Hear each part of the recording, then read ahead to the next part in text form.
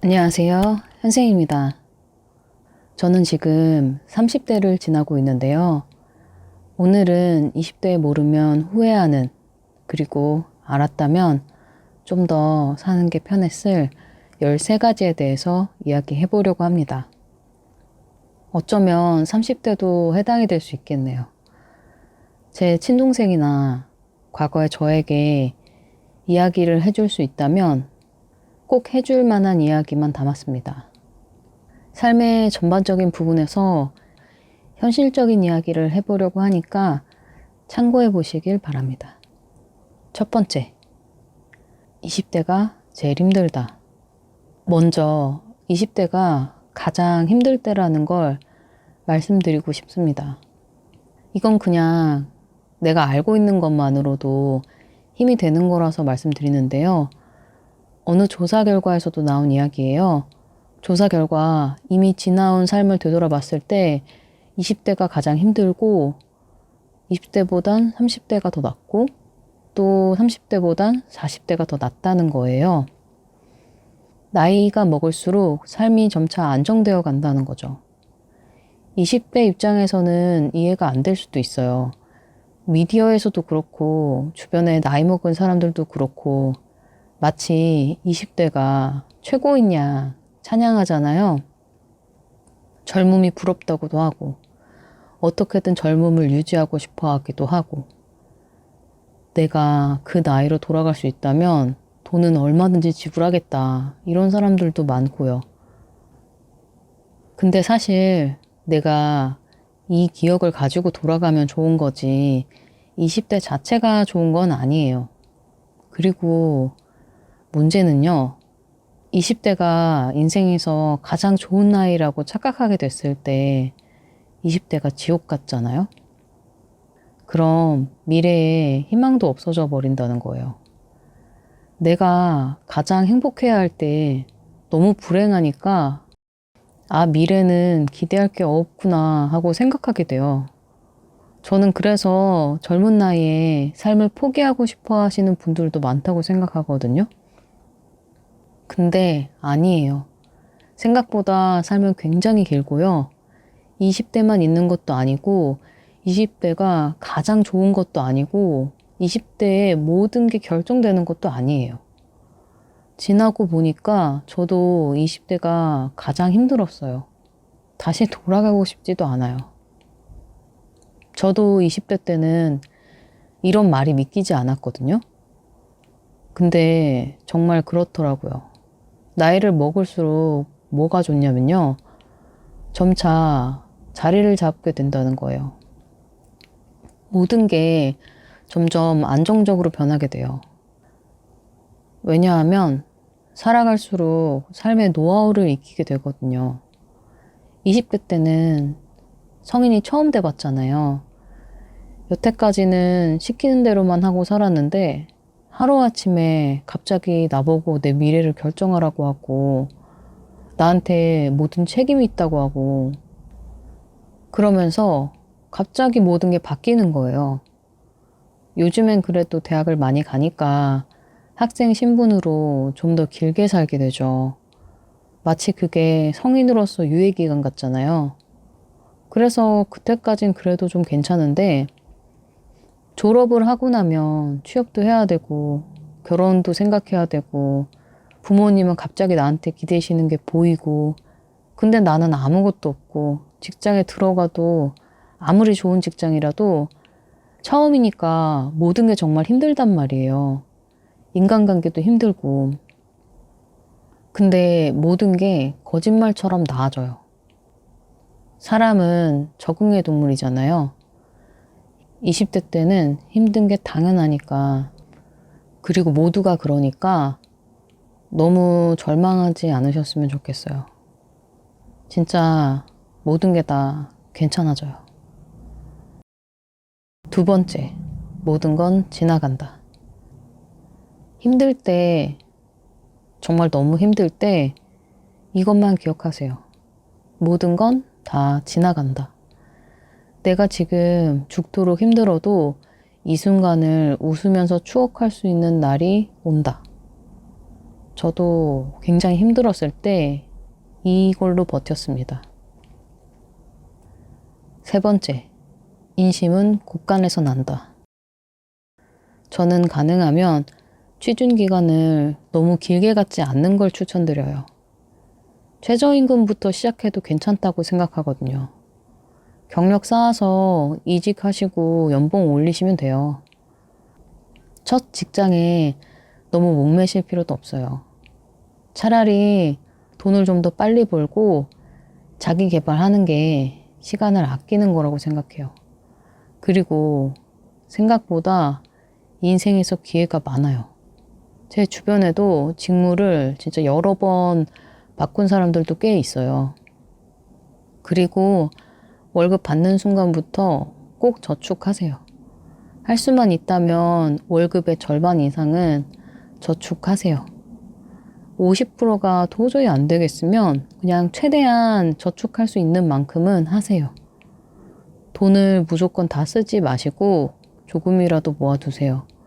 나중에 이게 모이면 나에게 정말 든든한 지원군이 됩니다. 나중에 돈이 없어서 피눈물 흘리게 될 수도 있어요. 젊음은 영원하지 않고 생각보다 20대가 짧습니다. 제가 가장 많이 후회했던 것 중에 하나예요. 그리고 돈 모은다고 아니면 돈 얼마 모았다고 주변에 절대 얘기하지 마세요. 가족들한테도 얘기하지 마세요. 몰래 모으세요. 네 번째, 자기계발.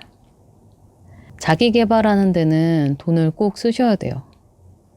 기술 하나만 있어도 든든해질 거예요. 뭐라도 배워두세요. 내일 배움 카드 하셔도 되고요. 나라에서 자기 개발비가 지원이 되니까 내가 적은 돈 들이고도 원하는 기술을 배울 수 있거든요. 하고 싶은 게 없으면 남들 하는 거라도 배워두시면 좋은 것 같아요. 사무직으로 지원할 거면 ITQ, 커말 이런 거요. 토익도 괜찮고요.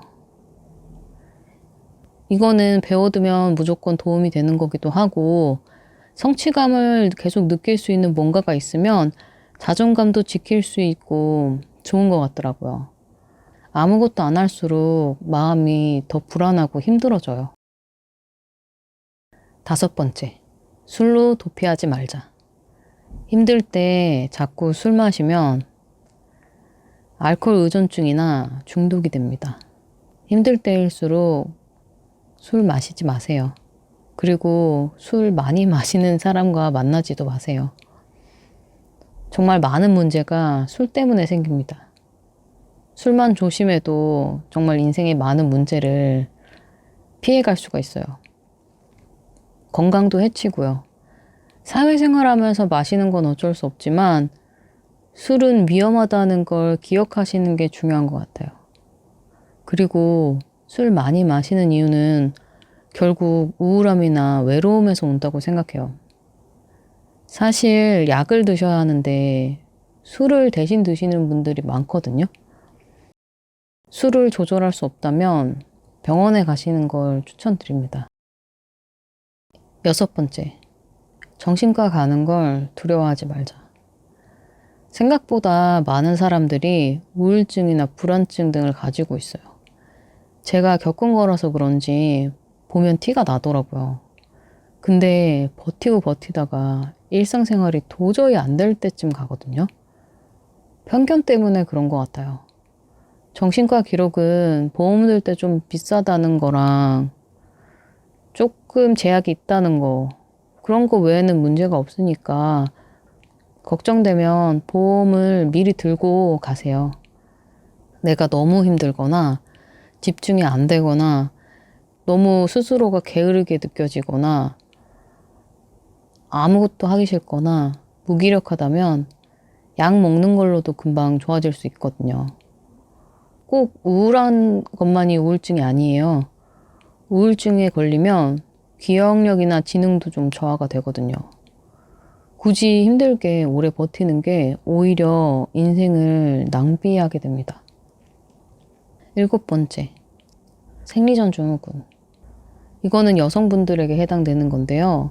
생리전 증후군이 있다면 참지 마시고 약국에서 프리페민 사서 드세요. 간말이 놀랜산도 괜찮아요. 생리전 증후군은 길게는 2주에서 3주 동안도 오거든요. 예민하고 짜증이나 화가 잘 나고 감정 기복 심하고 엄청 붓고 우울하거나 불면증 생기고 수면장애 생겨서 자다 깨고 빈뇨 증세가 나타나기도 하고 등등 생리전에 이런 문제가 생긴다면 프리페민을 드시거나 병원에 가세요. 생리전 증후군은 의지로 해결할 수 있는 게 아닙니다. 질병이에요. 괜히 참고 버티면서 인생을 낭비하지 마시고 그냥 약국이나 병원 가세요. 8번째, 가다실.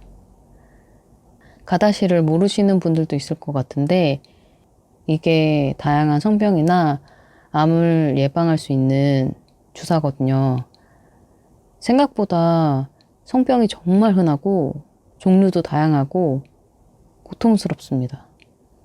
정말 딱 한 번이었는데 치료되지 않는 성병에 걸릴 수도 있어요. 그래서 가능하면 최대한 빨리 가다실을 맞으셨으면 좋겠어요. 이게 시간을 두고 3번이나 맞아야 되는 거라서 최대한 빨리 맞으시는 게 유리해요. 그리고 자궁경부암이 성병인 걸 아직 모르시는 분들이 많더라고요. 자궁경부암도 예방할 수 있거든요. 그리고 가다실을 여자만 맞는 거라고 생각하시는 분들이 많은데 남자의 경우도 전립선 암이나 항문암 같은 여러 가지 성병을 막아주거든요. 가다실은 경험이 없을 때, 어릴 때 맞을수록 유리해요. 사실 10대 때 맞으면 공짜인데 그 이후에는 가격대가 좀 나가긴 하거든요. 대학생이시면 대학교에서 저렴하게 맞을 수 있기도 하더라고요. 그 기회를 이용하셔도 되고 비싸더라도 맞으시길 추천드려요. 어떤 성병은 한 번 걸리면 치료도 안 되고 답이 없어요. 예를 들어 치료가 되는 걸로 알려진 매독 같은 성병도 의외로 몇 년간 치료가 안 돼서 고생하는 경우들도 있어요. 막상 당사자가 되면 굉장히 고통스럽고 힘들잖아요. 그러니까 가볍게 생각하지 않으셨으면 좋겠어요. 어떤 확률이라도 내가 걸리면 100%인 거 아시죠? 성인이 되면 성병으로 고민하는 친구들이 주변에 하나씩 나타나거든요.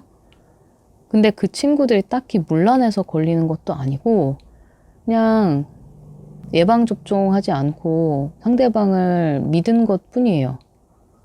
몰랐을 수도 있고요. 의외로 프로텍션을 사용하지 않는 경우도 많고요. 그리고 서로 처음인데 제가 왜 성병에 걸렸나요? 이런 질문도 인터넷에 많이 올라오거든요. 상대가 사실 처음이 아닐 수도 있고 뭐 다른 경로로 예전에 걸렸는데 무증상이었다가 옮겼을 수도 있고 뭐 그렇습니다. 어쨌든 막을 수 있는 불행은 최대한 막는 게 좋다고 생각해요. 9번째, 가족이라도 돈 거래하지 말 것. 어느 누구한테도 큰 돈 빌려주지 마세요. 웬만하면 돈 맡기지도 마세요. 빌려주고 싶으면 내가 안 받아도 된다고 생각하는 만큼만 빌려주세요. 돈 빌려주면 돈도 잃고 사람도 잃을 수 있거든요. 빌려주고 싶으면 내가 안 받아도 그만이라고 생각하는 만큼만 빌려주세요. 사람마다 뭐 다르겠지만 내가 감당할 수 있을 정도만. 가능하면 월급이 넘는 금액은 빌려주지 마세요. 빌려준 돈 안 갚았는데 또 빌려주지도 마시고요. 안 빌려준다고 비난하거나 사이가 나빠진다면 원래부터 정말 딱 그 정도의 관계였던 겁니다. 돈 거래는 은행과 하는 거예요. 친한 사이에서 할 게 아닙니다. 10번째, 가족이라도 명의 빌려주지 말 것. 나중에 정말 후회할 수 있으니까 명의 빌려주지 마세요. 저는 이것 때문에 자기가 쓰지도 않은 빚만 몇 천만 원, 몇 억 생겨가지고 고생하시는 분들 좀 봤어요. 이거랑 비슷한 건데 보증도 서주면 안 되는 거 아시죠? 절대 안 됩니다. 11번째, 일확천금을 노리지 말 것.